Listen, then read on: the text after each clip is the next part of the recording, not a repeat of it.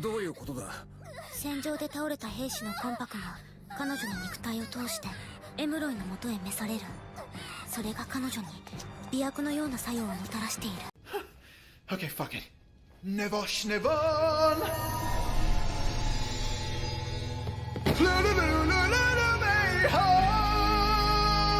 Well, we did it, everyone. We reached 1,000 subscribers. Congratulations! Congratulations! Congratulations! Yes, I know I made that joke. Yes, I know I already made a video on this topic. And yes, I'm about a month late.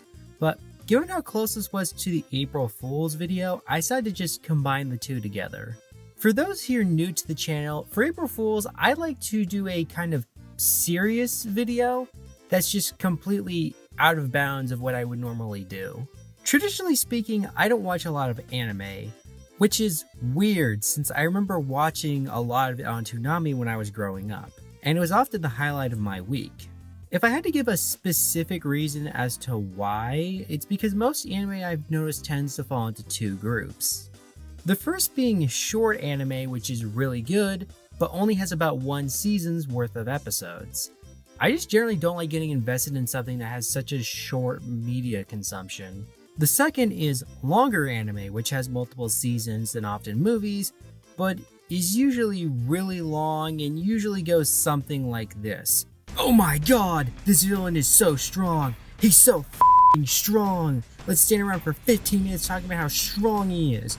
Jesus f***ing Christ, he's so f***ing strong. How am I gonna beat him? I'm gonna need to be trained super hard to beat him. Stuff like that is just, I'm not a fan. That said, there are a few anime that have captured my interest over the years. If you saw last year's April Fool's video, you know my favorite is Little Witch Academia. This right here is my favorite thing ever in the history of forever. I think about this every day. I think about this all night long. I stay awake, not sleeping, because I'm thinking about this. That threat, promise, is still on the table, by the way. But this year I decided to look at the other anime I brought up on that day. Something a bit closer to why you actually all subscribed to me in the first place. This April Fool's, we're talking about an anime that I have very mixed feelings on, Gate, thus the JSDF fought here. Before we go forward, I do want to mention I'm going to be basing most of what I'm going to say on the anime.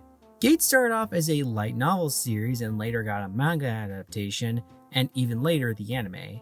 However, I've not read the books or manga. I will try my best to look up information from the novels and manga as needed, but if I say something about the anime that is explained in the other mediums, well, you'll do your job, comment section. Starting off, I want to say that I don't hate Gate. The setting alone is super cool and is what actually drew me in. Gate takes place in our modern world, well, as modern as any anime can be anyway, but one day in Ginza, Tokyo, a gate appeared, and an army of Roman-like soldiers and monsters comes pouring out and attacks the city. Now, since this takes place in our modern day, they have guns and modern military equipment, and are able to push back the invaders with a little issue. Make a note of that, that's going to be coming up a lot later. Japan's self-defense force is sent through the gate to the special region to find out what's on the other side. Now, I will admit, part of my draw to this series is how the setting kind of reminds me of Stargate. Howdy, folks. The military is in charge of a mysterious gate and sends through explorers to find out what's on the other side, all the while dealing with political shenanigans, an evil empire, and fun characters along the way.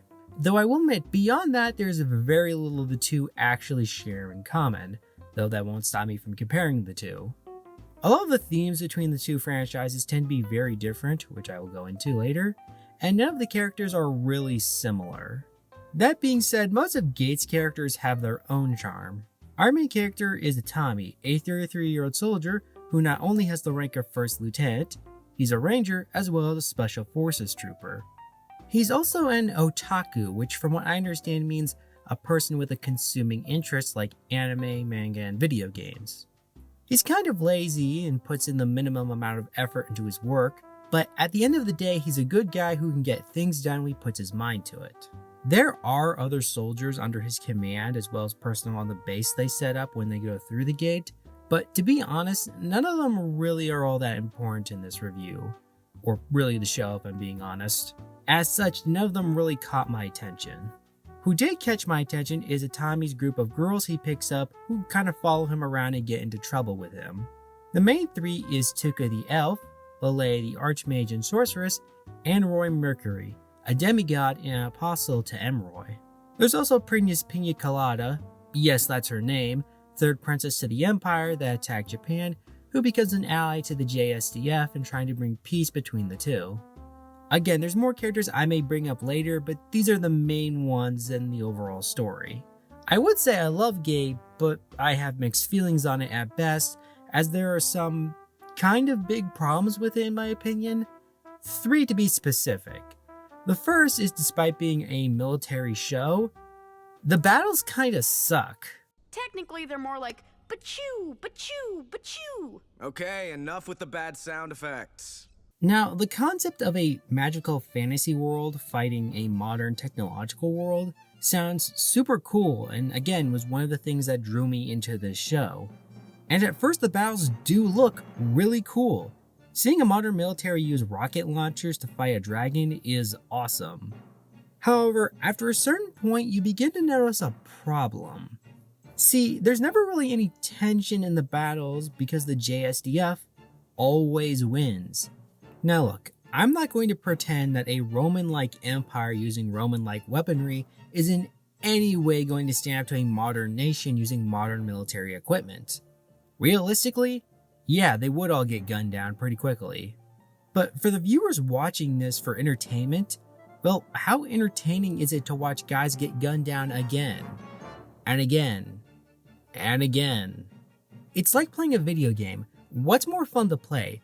A game where you are constantly losing, constantly winning, or where there's a nice back and forth between you and the other player or team.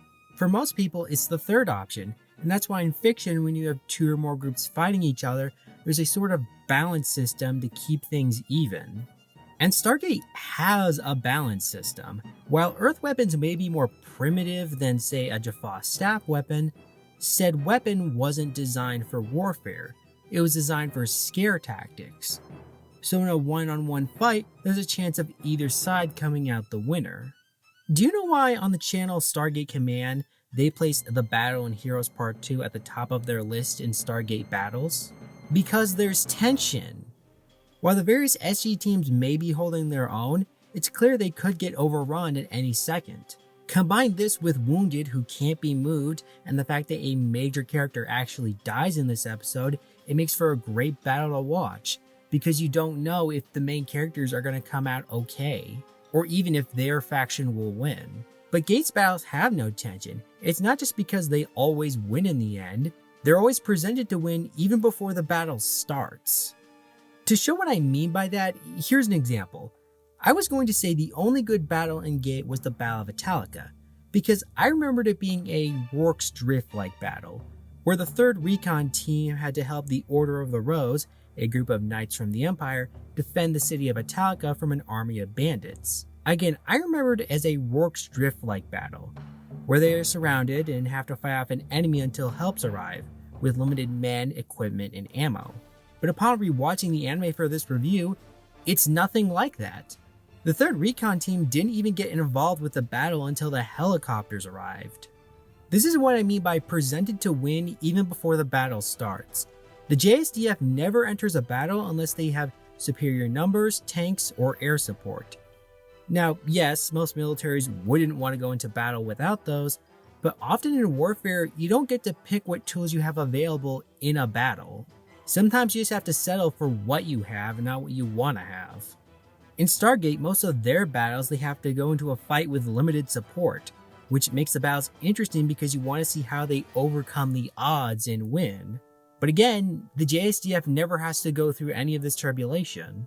On that note, actually, during the Battle of Italica, I actually found myself rooting for the Order of the Rose, since they were the ones fighting and losing friends and trying to win, only for the JSDF to show up with their helicopters and take the win.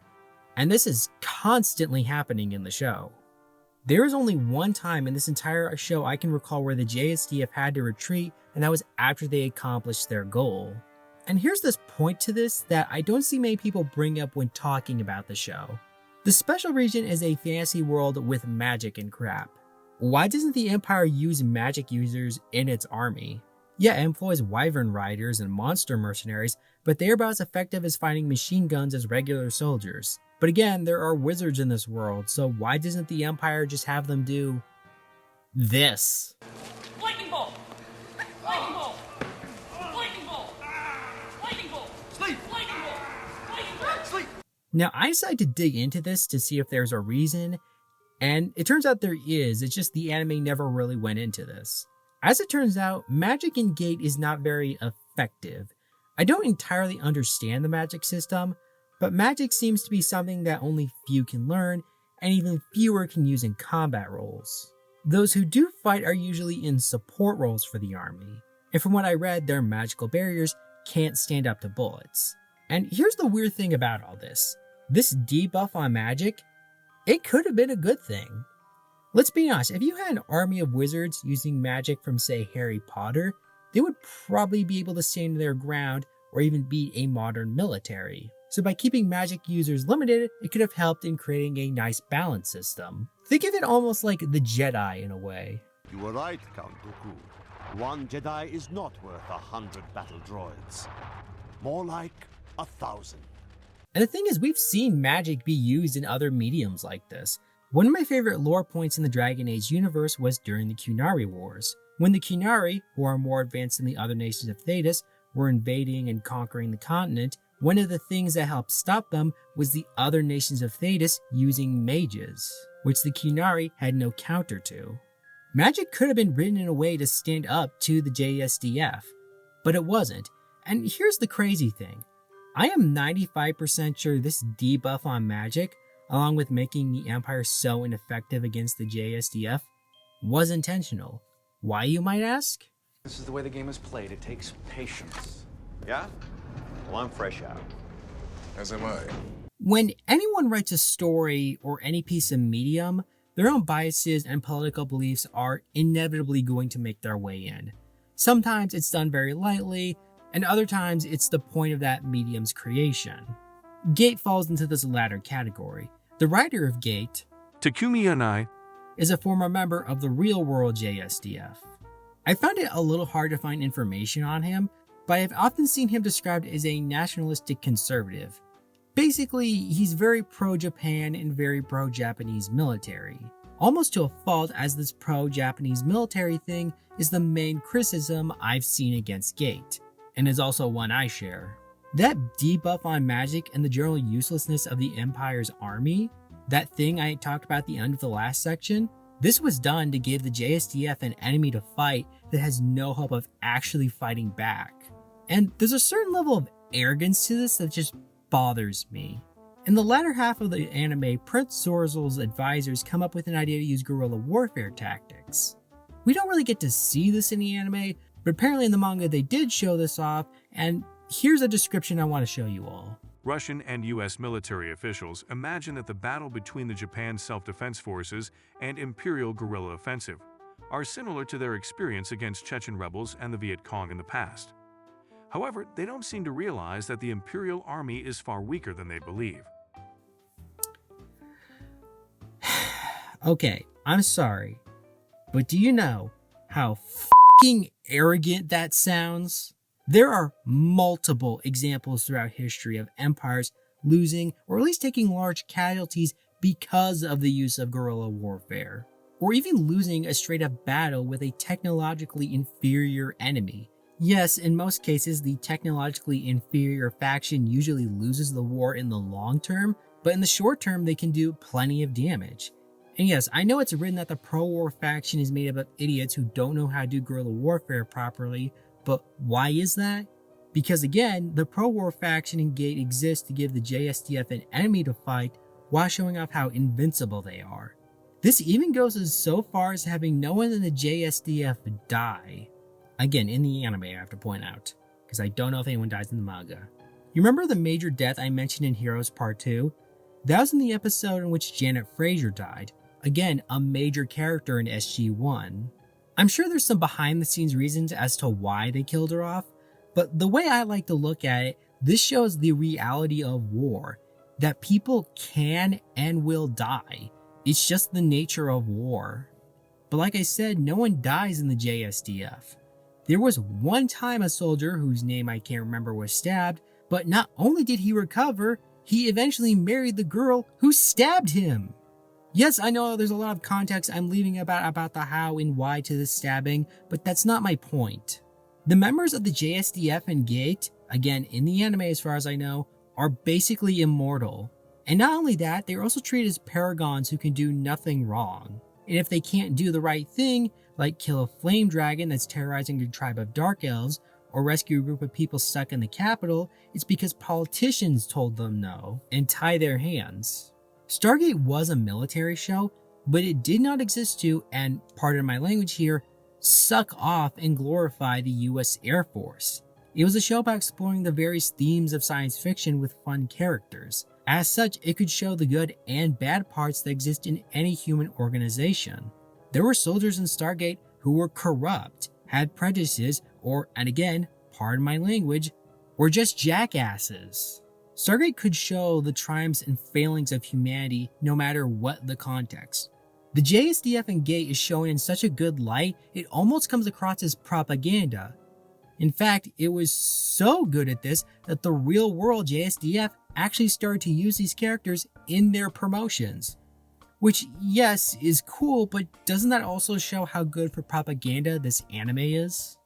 In Gate, every member of the JSDF is a saint or paragon, and if you think otherwise, it's because you're an evil politician, conspiracy nut, or possibly foreigners. Hi there, sorry for the interruption, but this is kind of important. So, fun fact about me. I'm kind of stupid. I started making this video near the end of February, and in all honesty, was kind of in a rush to get the video ready by the end of the month in time for April Fools. While I did complete the video before the end of February, I completely forgot there's an entire month between February and April, March. And apparently March gained sentience and knew I did this and made it its mission to make my life way more complicated than it needed to be, hence the lack of videos in March. Now, while I do think this video stands on its own for the most part despite the rush, there is something I need to add. For the following section, I'm going to talk about geopolitics and fictional portrayals of the major superpowers, the US, Russia, and China. Keep in mind, I'm talking about fictional portrayals of said countries that were written about 10-ish years ago. Despite this, I feel if I don't say the following sentence, people will use it as a sort of gotcha and tell me how wrong I am. So again, let me state the following. The governments of Russia and China suck right now. They are filled with evil, corrupt people who are engaged in some of the worst crimes right now. Whether it be the war in Ukraine or the Uyghur genocide, these are awful governments and should be called out on these crimes or any crimes they commit in the future. And no crime the US or the West in general has committed in its past or may commit right now justifies these actions. Again, they are awful governments and are making the world a worse place to live. However, there's another point I feel I need to add to my overall point in the next section. Small spoiler for the next section, but I prefer how Stargate handles geopolitics because it's a message about unity and needing to work together, even with old rivals. I feel that's an important message because after this new Cold War era ends, and assuming we don't destroy ourselves in nuclear fire, we're going to have to learn to live with Russia and China again. That's not me saying we need to turn a blind eye to authoritarian governments or to forget their crimes. If you have a friend or family members who have been hurt or affected by these countries in any way, you have every right to be angry. I will never tell you to ignore any pain caused by these nations simply because a TV show promotes the ideas of unity. But the simple truth is Russia and China are not going anywhere. They may change and hopefully will become less authoritarian and more free over time, but short of the complete and total collapse of these nations, they will exist in the future in some form, and we are going to have to learn to live with them. It may take years, decades probably, but it will happen as history has shown. And I think Stargate's views on geopolitics supports that idea and in general is a better message, even without factoring in Russia and China. Compared to Gates' geopolitics, which comes across more paranoid about foreign nations, but I go more to that in the following section. The thing is, I'd argue this paranoia is what led to many of these terrible leaders taking power in Russia and China. And my fear is that this more paranoid outlook is just going to lead to the same thing again when this new Cold War era thing ends. Where China and Russia are othered by the rest of the world and they once again turn away from the world. And you might think I sound crazy, but I have seen some signs of this. Of people and governments being hostile toward the people of Russia and China, even if they're trying to flee said nations. Just as my own personal example, I saw an AO3 fanfiction writer talk about how they were going to rewrite one of their Little Witch Academia fanfics to change the Russian witch Jasmika to Ukrainian one due to the war in Ukraine. Now, obviously, a fanfiction writer changing the ethnicity of a character isn't the start of rise of discrimination of Russians in the world. And in all honesty, it's not like Jasmika's character is reliant on her being Russian. But to me, it's odd to change the nationality of a character written almost 8 years ago at the time I make this video, just because it's a little awkward now. And again, it's not like Jasmika being Russian is a big part of her character, it's just where she's from. Stuff like this tends to grow out from the general population, and like I already said, we've seen some examples of people from Russia and China being targeted simply for being Russian and Chinese. I don't want to make this section too long, so to sum it up, I like Stargate's geopolitics better because it's a better message about moving forward. And again, that's not me saying we should forget or let the crimes committed by Russia and China go unpunished. But at some point, the cycle needs to end. And I feel Gates' more paranoid outlook doesn't do that. And it just helps the cycle to continue. Okay, now back to Past Me. Yeah, remember when I said the writer was very pro-military and pro-Japan? Well, the pro-Japan thing caused some possible xenophobic ideas. Now, to be clear, I'm not saying the writer is xenophobic or racist, as most of the negative portrayals are usually directed at world leaders and governments and not the actual citizens of said countries. But some of the portrayals of these countries just make me tilt my head. The countries they had shown most are the three superpowers, Russia, China, and the USA, who all really have the same portrayal as being greedy and envious of Japan's sole access to the resource-rich special region, and will do anything to get their hands on it. Included attempted kidnapping of people from the special region to use as bartering chips. Now, I could buy Russia and China doing this, but the US? Okay, chips on the table here. When I first saw this back in 2015, I didn't like this. As you can probably guess, I'm American, and I thought this was one of the worst parts about the show. Not only because it showed my country in a bad light, but it just seems so stupid. The US has an alliance with Japan. Why would the US risk just kidnapping some people to gain a bartering chip for resources when, if we're being honest, the US could produce its own resources? Then like 2016 to, well, pretty much right now happened. I recently watched a lot of documentaries on America's history, specifically the early 2000s and America's various wars in the Middle East, and I lost like 90% of my faith in the US government. I also learned this portrayal of the US is somewhat common in various Japanese and Korean media, and you know what? That's kind of fair. I'm man enough to admit when I'm wrong and let other nations criticize my own. However, that being said, I feel a more realistic take on this idea would have the United States trying everything in its power to keep Russia and China out of the special region. Maybe that would involve the US sending troops and naval assets to Japan and possibly going through the gate to better secure the region, and maybe they would start to take advantage of the situation to extract the resources for America, but I feel like the main issue would be keeping Russia and China out, and the resources would be kind of a secondary thing. However, I will grant this is from a 2023 perspective and not from a perspective of when this was written. I still think Gate portrays other nations in a very negative light, while trying to show Japan in the best light possible.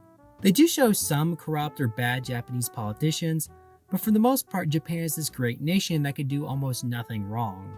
Now, arguably, Stargate didn't have the best grasp on politics either. If we say Gate was too cynical, I think we can say Stargate is too optimistic. Compared to Gate, Stargate tended to show Russia and China in mostly positive lights. And the continued support of Russia. It's much appreciated, sir. That one didn't age quite so well. You got hints of corruption and various other problems, but they never mentioned some of the real-world issues that exist between the three nations. I will grant, however, many of these issues only came into the public mind after Stargate left our screens, and I would be interested to see how Stargate would deal with these issues now. The fact is they didn't at the time, and Gate actually kind of, you could argue, predicted a lot of the issues we are facing in the world now. However, I still kind of have an issue with how Gate does things, and it's funny. I think I can sum up my issues with this based on how each series' mysterious gate works. In Gate, it takes one to a medieval fantasy world, and the mindset adopted in that series as well, not a medieval thinking, but a more antiquated one. That being, every nation is out to get you, you can only trust the people in your nation, and the best way to defend your nation is to have a strong military. And to be clear on something, this isn't a bad kind of philosophy or point of view to have. I believe that in order to have a lasting peace, you need to have a strong military to back up said peace. However, in Gate, like I said, it's done in a very isolationist in Japan first kind of policy, where every other nation around you is a threat, and so you need a strong military to preserve your peace. Stargate kind of dealt with this idea too at times, but part of that was also about building alliances and true friendships. Most of the victories done by the Tari were done in collaboration with multiple other groups working together for a single goal. The Stargate takes people to the stars, or one could say the future, where all the nations of Earth need to work together to help defend the world. The Stargate program may have started out to benefit only the US, but it evolved over time for the betterment of all of humanity, and personally, I'd like to see a show with that message. You could argue Gate's portrayal of the world is more realistic, and it definitely predicted some of the issues that have come up for us now, but I think it's too cynical in its worldview. And given how cynical the world has become, isn't it nice to have a show that can show us a better version of humanity to aspire to? I mean, that's the appeal Star Trek has, and I think Stargate taps into that idea. I know this part really depends on your own personal preference. I'm sure I will get comments from people telling me how Gate's geopolitics are better, but for me, I prefer Stargate's. But you know what isn't my personal preference? Pedophilia. Excuse me. So now we get to, in my opinion, the biggest problem with the show. I can forgive the lack of tension in battles, the propaganda, the weird politics, because at the end of the day, what makes or breaks a story is the characters, and most of the characters in Gate aren't bad. Again, like I said, the third recon team doesn't get a lot of development, but the girls Rory, Lele, and Tuka I think form a real bond with each other.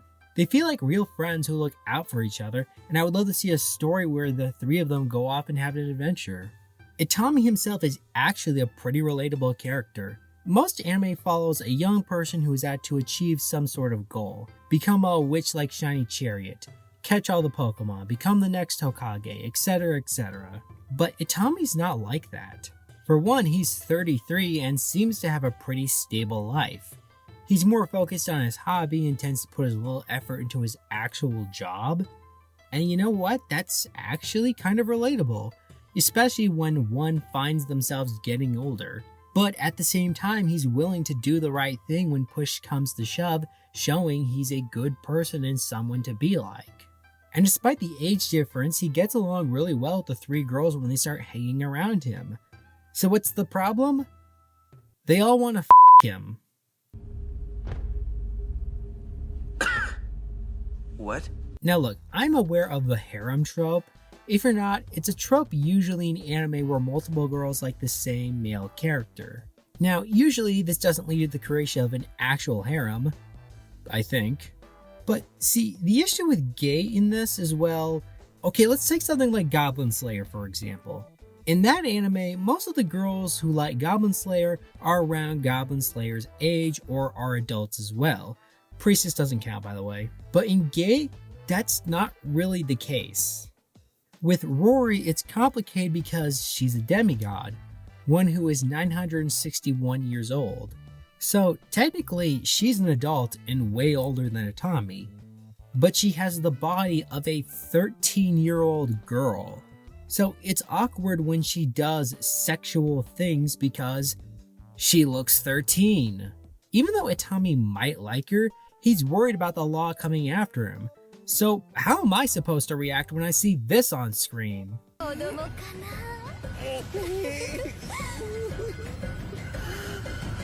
I get that art is subjective, but this is just smut at this point. This is disgusting. I mean, I'm aroused, but disgusting. Tuka is an elf who is 165 years old. However, while she's older than Atami, from what we understand of elves in this world, she's still a child by their standards. One who went insane for a time and thought Atami was her father. She got better but still refers to him as such, and it's later kind of established she might have a thing for him. So you have a situation where a child sees someone as her father figure and wants to be in a romantic relationship with him. Oh, come on, that's just sick. Lele is 15 and was married to Atami.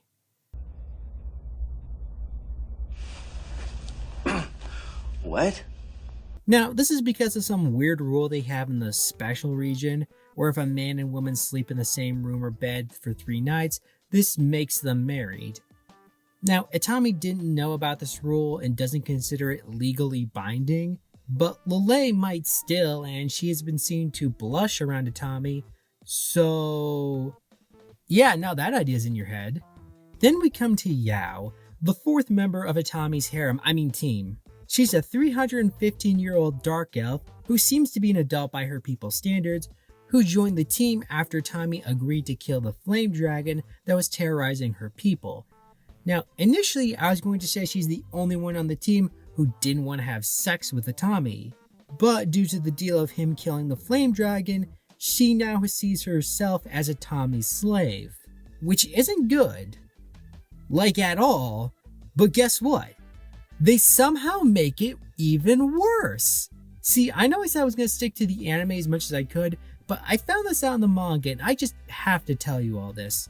See, in the manga, she does fall in love with Atami and wants to have his baby while maintaining this slave-master relationship, which as far as I can tell in the manga is like way more toxic, and I don't know how you can be more toxic in a general slave-master relationship. I know Pinya also becomes a love interest to Atami, but that one is only in the manga from what I understand, and at this point, I'm just done talking about this. I will give this to Atami. He seems to be aware of these issues and tries to avoid it or abuse his position of power. Unlike some other people in this show. Oh wait, I forgot! We're not done. There's the cream of the crop. Sugawara and Sherry. Sugawara is a Japanese ambassador who is working with the peace faction in the Empire to end the war. Sherry is a nobleman's daughter who develops a crush on Sugawara after he gets her some pearls in order to win favor with her father for the peace movement. Now, her developing a crush on Sugawara isn't really an issue. Stay with me on this. This is just something young kids and teens do sometimes. They develop a crush on someone older than them, and they eventually grow out of it. We should also consider that she's a nobleman's daughter living in a medieval world. During that time, it was common for daughters of nobility to be married off at young ages to form alliances and have kids. So it's not strange for her to say that in a few years she will be of marrying age and Sugawara will be her husband, at least from her perspective.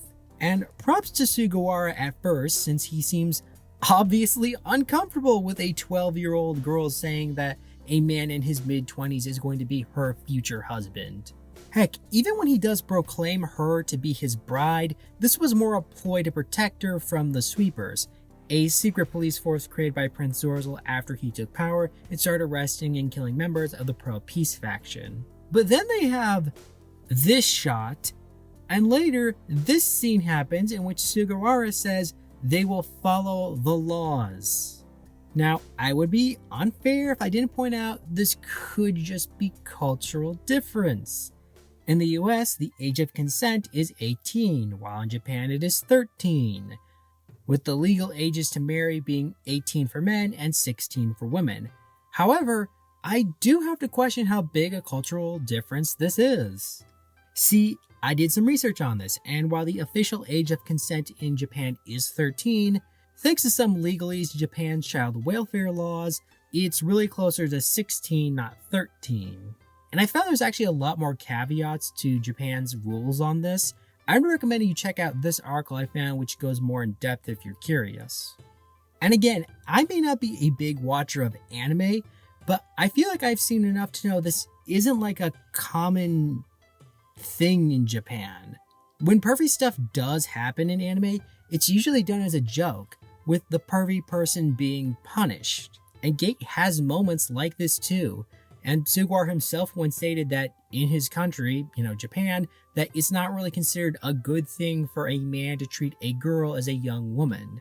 So are these moments supposed to be like jokes and I'm just not getting it? I hope that's the case, but as it stands right now, when I watch Gate and stuff like this happens, it makes me feel icky. You're so icky. Just the thought of being around you makes me oh so sicky. And those are my thoughts on Gate. Again, I don't hate this show, but my feelings are mixed at best. I see a lot of potential in it, but much of that potential was lost due to propaganda hurting many of the fundamental workings of this world and questionable relationships, to say the least. I can't really think of anything more to say, to be honest. Gate is just an anime that lives rent-free in my head solely because it is similar to one of my favorite science fiction franchises. Really, this video I feel like was more just me about venting these feelings I've had for years, but hopefully you found it entertaining. But what do you think about Gate? Do you agree or disagree with what I said? Have you seen Gate before, or was this your first time hearing about it? Would you like to see an anime or a cartoon about a similar SGC kind of faction going to a fantasy world? Tell me your thoughts in the comments below, leave a like and subscribe, and remember, my motto is you gotta live hard and play even harder. And of course, probably eat and sleep in between. This device seems to be poorly designed to provide such a function.